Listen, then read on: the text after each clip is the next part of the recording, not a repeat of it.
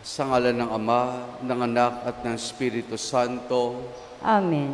Sumainyo ang Panginoon. At sumainyo rin.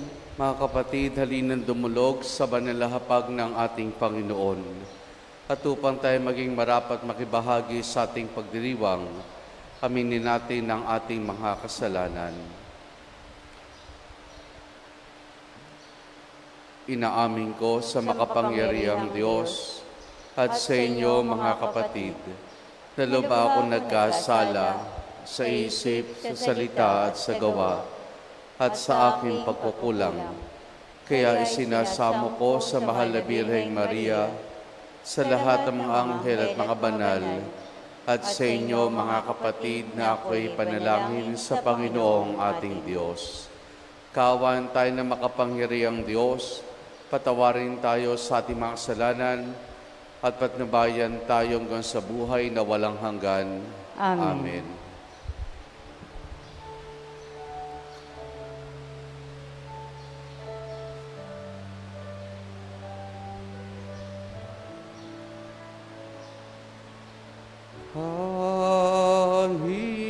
Panginoon, kaawaan mo kami.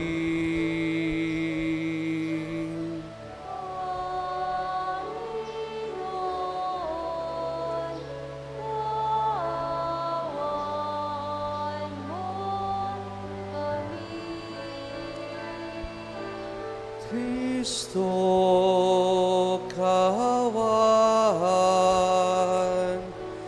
mo kami.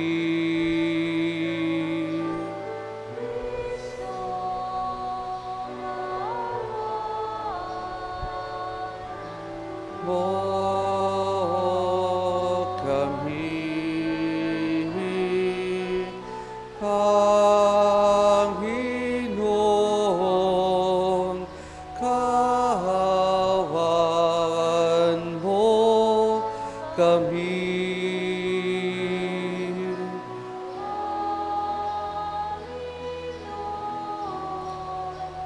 Kaawaan mo kami. Manalangin tayo. Ama naming makapangyarihan, ang iyong dakilang pagkamawain ay nangingibabaw sa aming ginagawang kabutihan at dinadaing ng mga kahilingan. Ang kagandahang loob mo sa amin ay gawin mong magumapaw upang kasalanang ipinangangambang ihingi ng kapatawaran ng budi naming takot na ikaw ay lapitan na iyong patawarin ng lubusan. At ang pinag-aalangan naming hilingin sa pagdarasal ay iyong pagbigyang aming makamtan sa pamamagitan ni Jesus, kasama ng Espiritu Santo, magpa sa walang hanggan. Amen. Amen.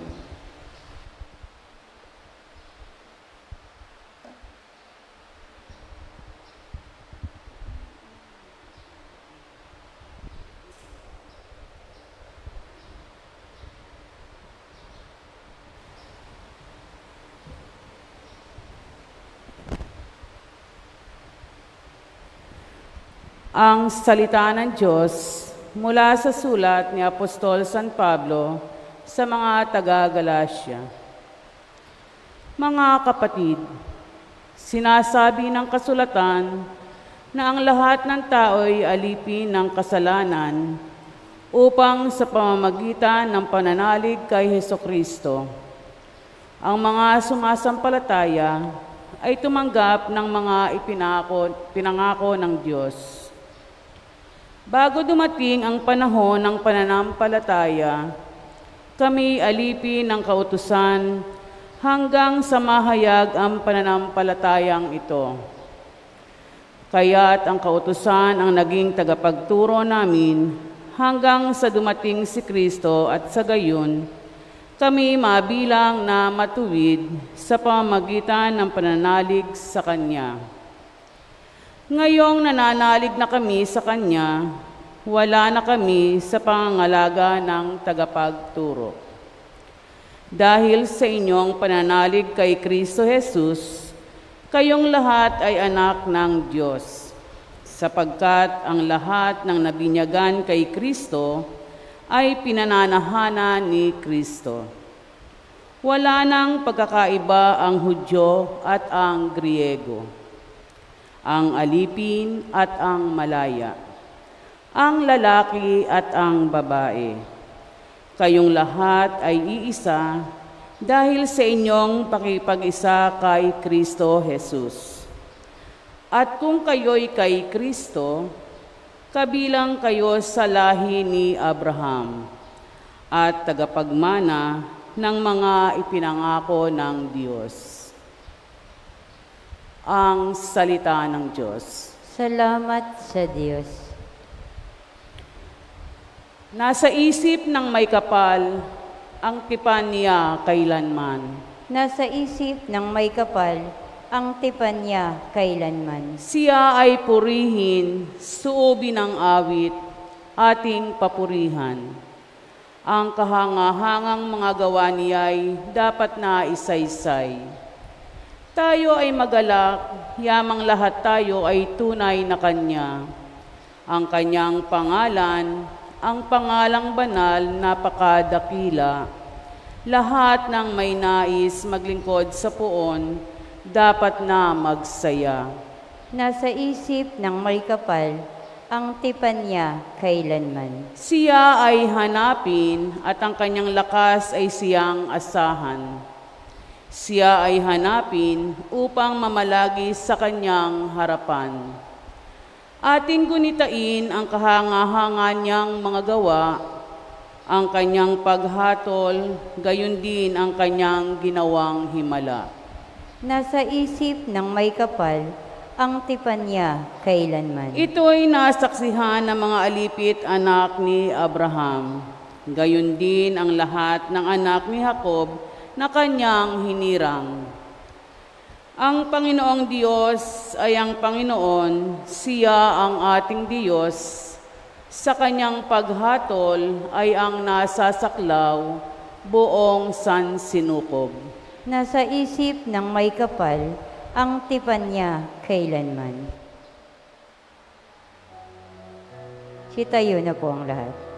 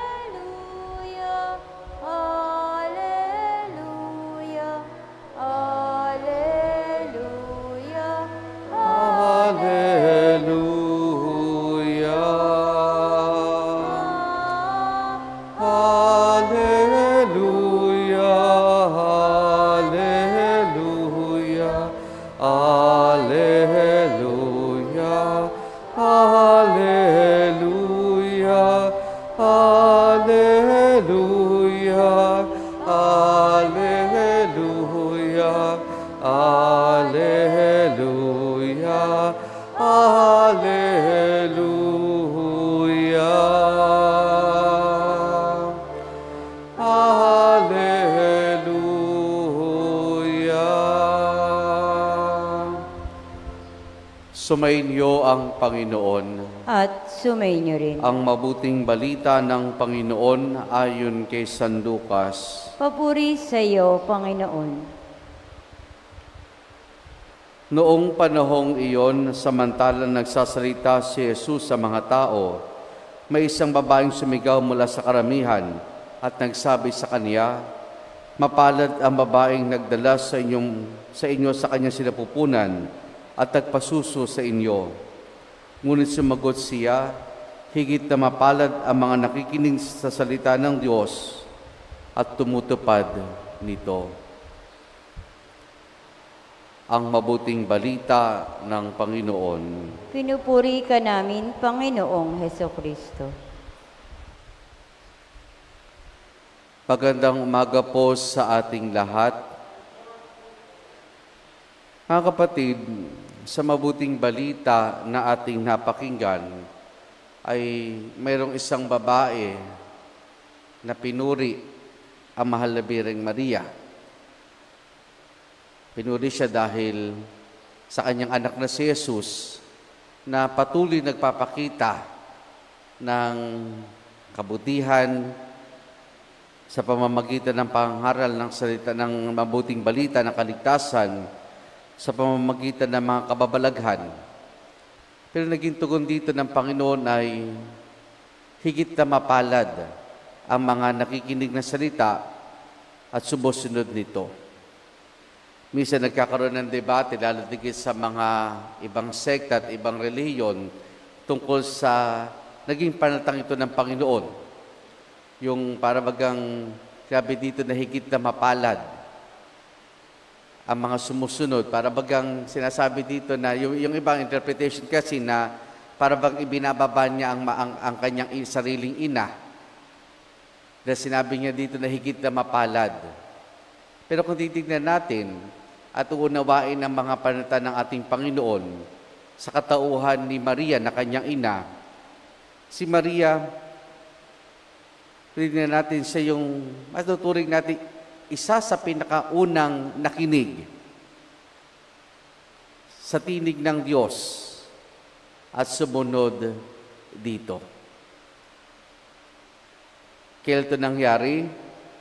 Sa pagbabalita ng anghel sa kanya na siya ang magiging ina ng tagapagligtas. Nakinig siya, sumunod siya. Kumbaga, ibinibigay na ehemplo sa atin ni Jesus ang kanyang ina na sa simula pa lamang ay kinakitaan na ng ganito sa kanyang buhay.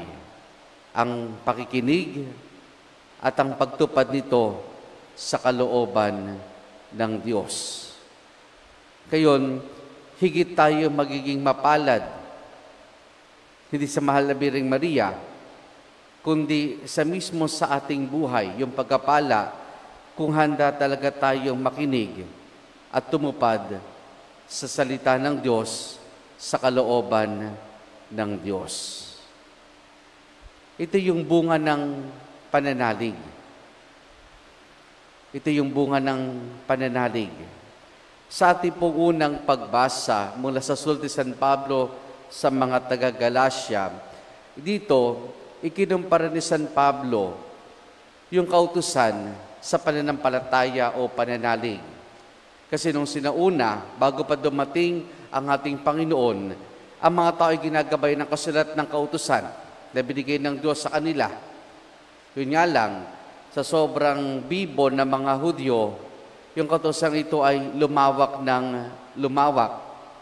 Pero ito'y unti-unti na nagbago, na dumating ang anak ng Diyos.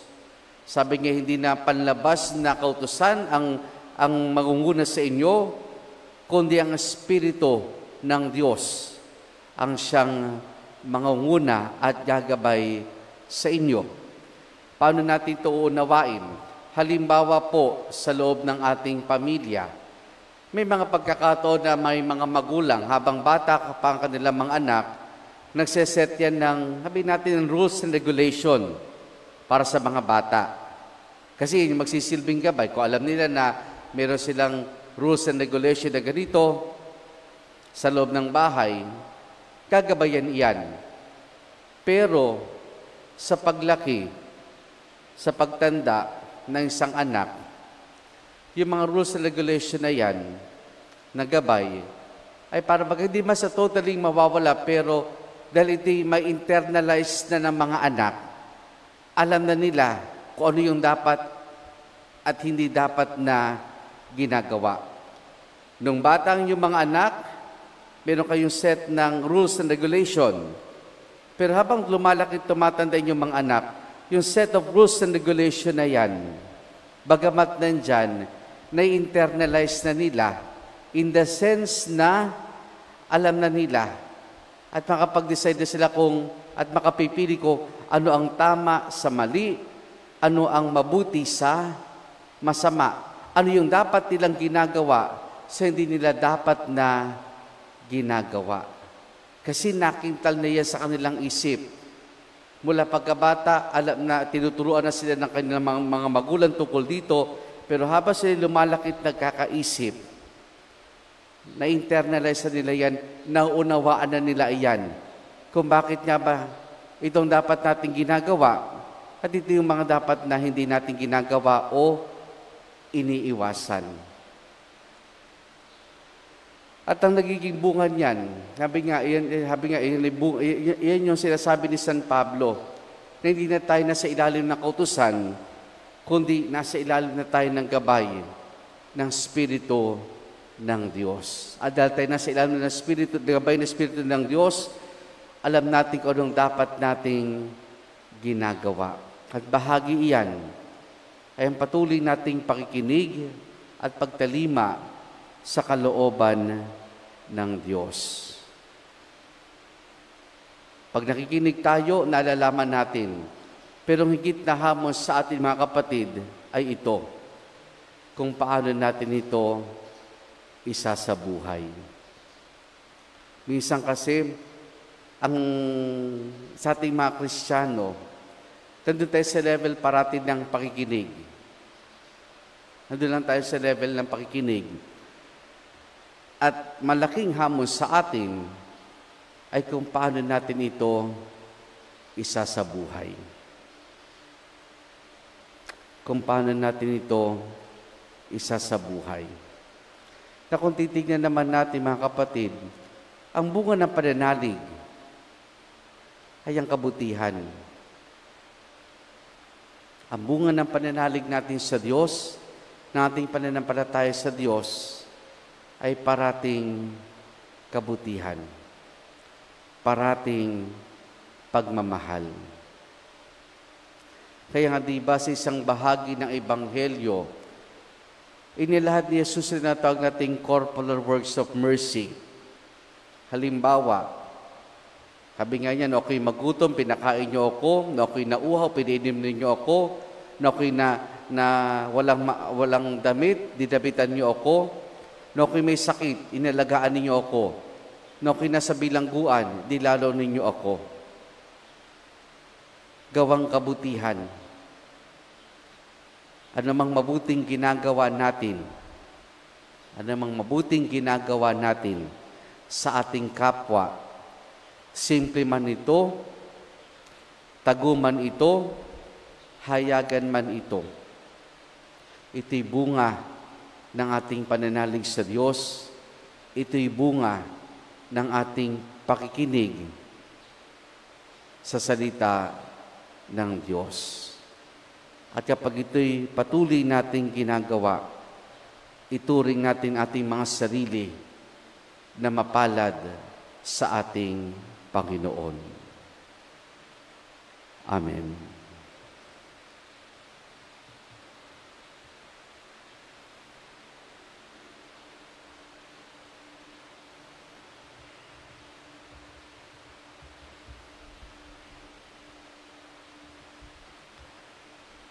Nabigyang buhay ng pananampalataya at katapangan ni Maria, dalhin natin ang ating mga pangailangan sa Diyos Ama, ating itutugon.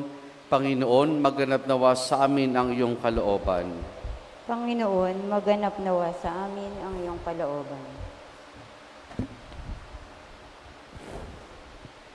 Sa paggabay ni Maria, ang mga pinuno ng simbahan, naway akayin ang bayan ng Diyos para higit na mapalapit kay Kristo sa pamamagitan ng kanilang pagpapahayag at halimbawa. Manalangin tayo sa Panginoon. Panginoon, maganap nawa sa amin ang iyong kalooban. Katulad ni Maria, naway tanggapin natin ang salita ng Diyos sa ating puso at tumugon dito ng may buong kabukasan ng kalooban. Manalangin tayo sa Panginoon. Panginoon, maganap nawa sa amin ang iyong kalooban. Sa pagsunod sa mga halimbawa ni Maria, naway magawa ng mga ina ang kanilang tahanan na maging puok na puno ng pagmamahal at kabanalan. Manalangin tayo sa Panginoon. Panginoon, maganap nawa sa amin ang iyong kalooban. Sa tulong ni Maria, naway tignan ng Diyos ng may habag ang mga may sakit. Manalangin tayo sa Panginoon. Panginoon, maganap nawa sa amin ang iyong kalooban. Ang mga yumao naway magsaya sa walang hanggang kaligayahan na kasama si Maria at ang mga banal. Manalangin tayo sa Panginoon. Panginoon, maganap nawa sa amin ang iyong kalooban.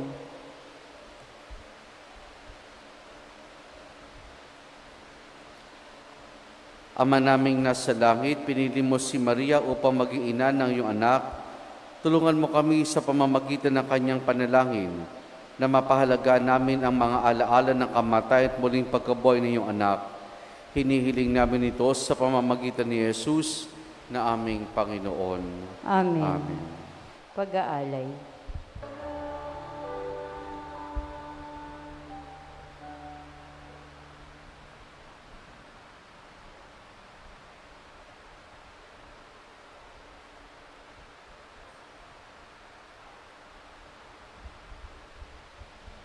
Manalangin kayo mga kapatido, ang paghain natin ay kalugdan ng Diyos amang makapangyarihan. Tanggapin nawa ng Panginoon itong paghahain sa iyong mga kamay, sa kapurihan niya at karangalan, sa ating kapakinabangan at sa buong sambayanan niyang mahal. Ama naming lumikha, tanggapin mo ang paghain ng mga alin na iyong inihabilin, at sa pagdiriwan ng dapat naming ganapin, ang kabanalan ninyong pagliligtas na may sumaamin sa pamamagitan ni Jesus, kasama ng Espiritu Santo magpasawalang hanggan. Amen. Sumainyo ang Panginoon. At sumainyo rin. Taas sa Diyos sa inyong puso at diwa. Itinaas na namin sa Panginoon. Pasalamatan natin ang Panginoong ating Diyos. Marapat na siya ay pasalamatan. Ama naming makapangyarihan, tunay nga marapat na ikaw ay aming pasalamatan. Nasa iyong aming buhay, pagkilos at pag-iral. Sa pamumuhay namin araw-araw, tinatamasa namin iyong pagmamahal. Sa pag-ibig mo pinila sa sangkatauhan, ang Espiritu Santo ay unang aning bigay na anak mong naglagak sa amin, nang katiyakan na kalang mabuhay kami sa piling mo kailanman. Kaya kaisa ng mga anghel, nagsisiawit ng papuri sa ng walang humpay sa kalangitan, kami nagbubunyi sa iyong kadakilaan.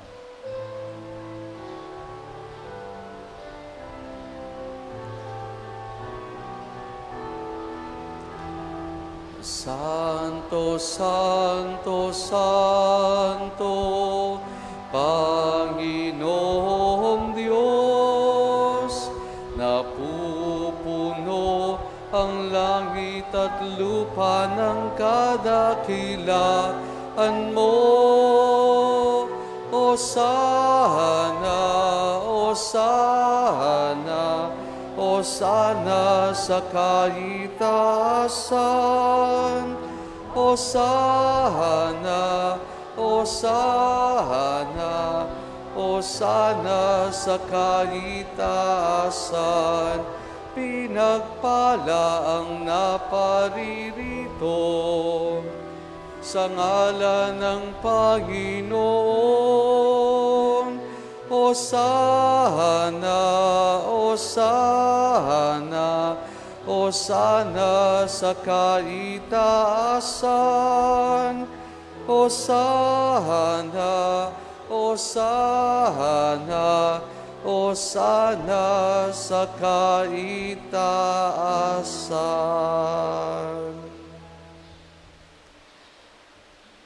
Ama naming banal, ikaw ang bukal ng tanang kabanalan. Kaya't sa pamamagitan ng Espiritu, gawin mong banal ang mga kaloob na ito upang para sa amin, maging katawan at dugo ng aming Panginoong Hesukristo. Bago niya pinagtiis ang kusang loob na maging handog, hinawakan niya ang tinapay, pinasalamatan kaniya, pinaghati-hati na yon. Iniabot sa kanya maalagad at sinabi, tanggapin ninyo lahat ito at kanin itong aking katawan na ihahandog para sa inyo.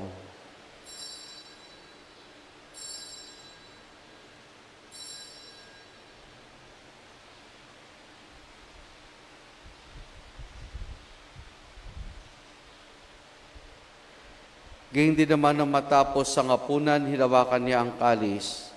Muli kanyang pinasalamatan. Iniabot niya ang kalis sa kanyang maalagad at sinabi, tanggapin ninyo lahat ito at inumin itong kalis ng aking dugo ng bago't wala hanggang tipan. Ang aking dugo na ibubuhos para sa inyo at para sa lahat sa kapagpapatawad ng mga kasalanan. Gawin niyo ito sa pag-alaala sa akin.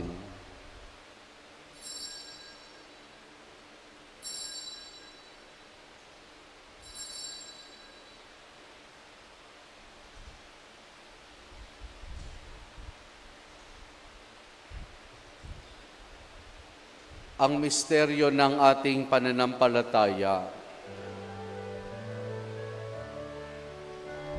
Si Kristo ay gunitahin, sarili ay inihain, bilang pagkahit inumin, pinagsasaluhan natin, hanggang sa siya'y dumating, hanggang sa siya'y dumating. Ama, ginagawa namin ngayon ang pag-alaala sa pagkamatay at muling pagkabuhay ng iyong anak, kaya tiniyalay namin sa iyo ang tinapay na nagbibigay buhay at ang kalis na kakaloob ng kaligtasan. Kami nagpapasalamat dahil kami uminarapat at tumayo sa harap mo para maglingkod sa iyo. Isinasamo namin kaming magsasalo-salo sa katawan at dugo ni Kristo ay mabuklod sa pagkakaisa sa pamamagitan ng Espiritu Santo. Ama, lingapin mo sing simbahan laganap sa buong daigdig, puspusin mo kami sa pag-ibig kay San Francisco naming Papa at ideni sa aming obispo at ng Tanang Kaparian.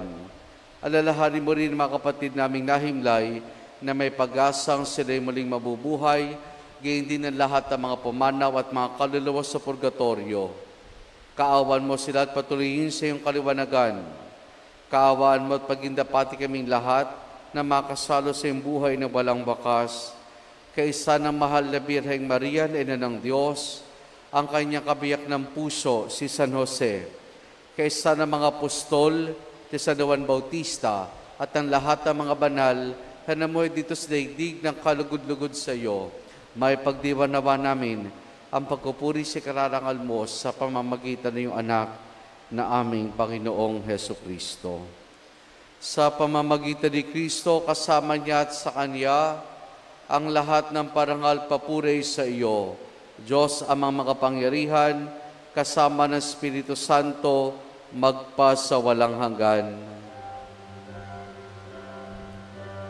Amen. Amen. Amen.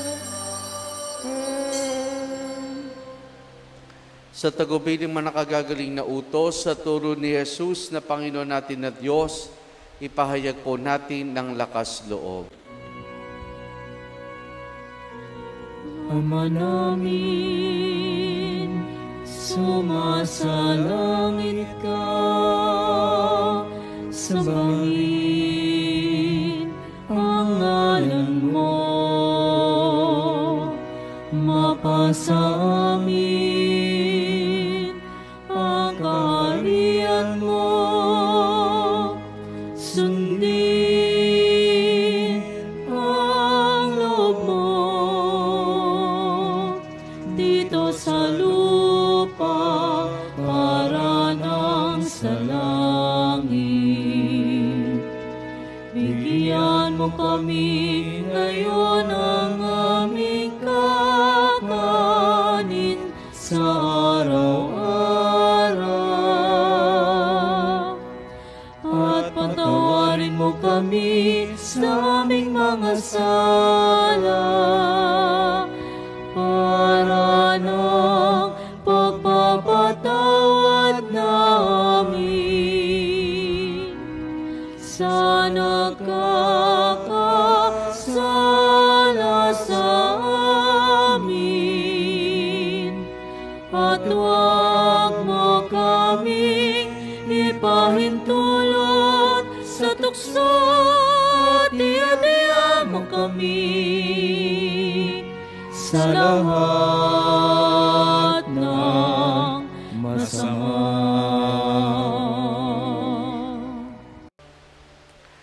Hinihiling namin kay Medias sa lahat ng masama, pagkalooban ng kapayapaan, araw-araw iligtas sa kasalanan at ilayo sa lahat ng kapahamakan, samantalang aming masayang pinananabikan ang dakilang araw ng pagkapahayag ng tagapagligtas naming si Jesucristo. Sapagkat iyo ang kaharian, kapangyarihan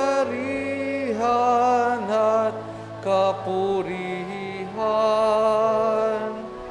ngayon at pakailanman.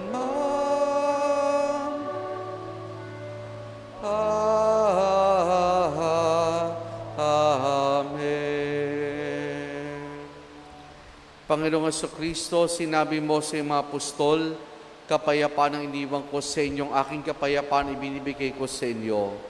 Tunghayan mong aming pananampalataya at huwag ang aming mga pagkakasala. Pagkalooban mo kami ng kapayapaan at pagkakaisa ayon sa iyong kalooban, kasama ng Espiritu Santo, magpasawalang hanggan. Amen. Ang kapayapaan ng Panginoon ay lagi nawang sumainyo. At sumainyo rin. Mga kapatid, maghangad at magbahagi po tayo ng kapayapaan ni Jesus sa isa't isa. Peace be with you.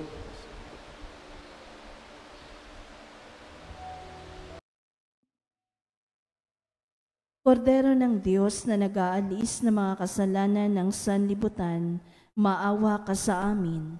Kordero ng Diyos na nag-aalis ng mga kasalanan ng sanlibutan, maawa ka sa amin. Kordero ng Diyos na nag-aalis ng mga kasalanan ng sanlibutan, ipagkaloob mo sa amin ang kapayapaan. Narito si Jesus, ang Kordero ng Diyos. Siya nag-aalis sa mga kasalanan ng sanlibutan. Mapalad ang mga inaaniyahan niya makiisa sa kanyang banal na piging. Panginoon, hindi ako karapat-dapat na magpatuloy sa iyo, ngunit sa isang salita mo lamang ay gagaling na ako.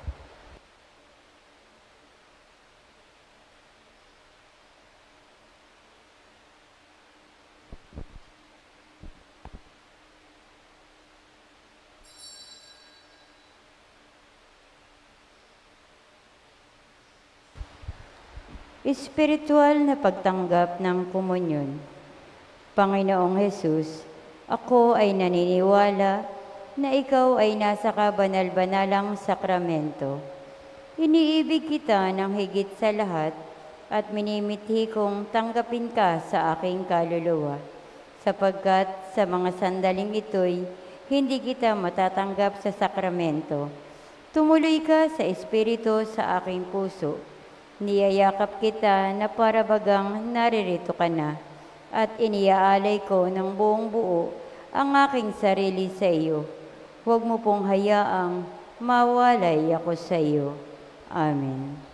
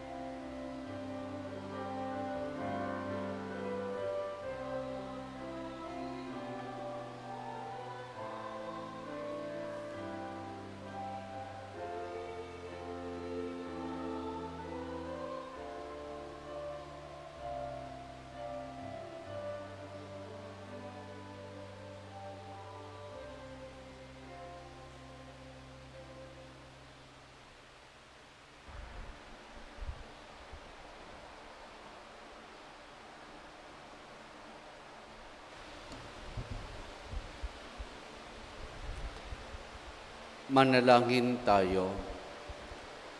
Ama naming mapagmahal, ipagkulong mong sa pagsasalo namin sa pagkain inuming banal, kami maging katawan ni Kristo na aming pinakinabangan sa pamamagitan niya, kasama ng Espiritu Santo magpasawalang hanggan.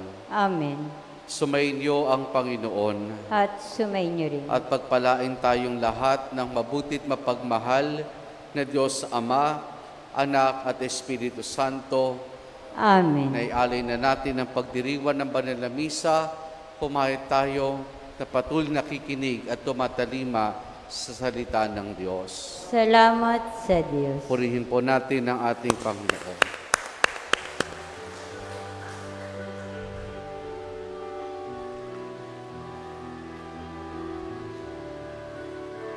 Ang puso ko'y